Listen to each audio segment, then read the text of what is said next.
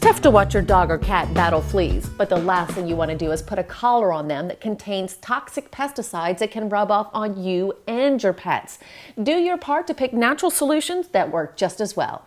Washing your pet's bedding in hot soapy water regularly will help prevent fleas. You'll also want to give your pets regular baths with a flea-ridding shampoo that contains all-natural diatomaceous earth or essential oils like lemongrass, cedarwood, peppermint, rosemary, or thyme.